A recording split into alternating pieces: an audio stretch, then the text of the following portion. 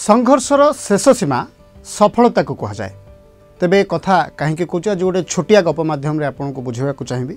दुईज बंधु पढ़ा बयसरू संघर्ष आरंभ कले। दुईज जाक ठीक पढ़ा सरिबार 5-10 वर्ष पर जो भेट होती उभय स्थान में ठीक था बा आर्थिक स्तर में एवं भल चलवा क्षेत्र में उभय परस्पर को पचारे जे तुम्हें कौन करुछ बोली एबे जड़े कहला मु सरकारी वेतनधारी चाकरिया एवं अन्य जड़े कहला मु व्यवसाय बोली।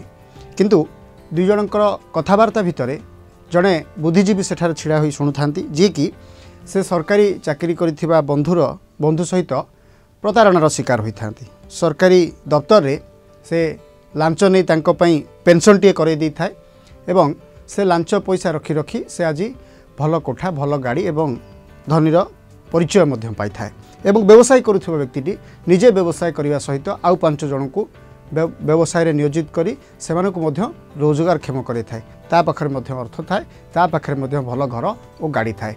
जो कथा मो प्रथम कही संघर्षर शेष सीमा सफलता बोली भावुथिबा मनीष सबु बेले ही भूल करि परे। कारण सफलता केबे गोटिए पाहाचरे शेष हुए नाही। तेणुकरी सफलता पाई आपन को कर्म करने को पड़िबो एवं जे पर्यंत कर्म करि चली थिबे से पर्यंत गोटिए परे गोटिए सफलता साउंटुथिबे।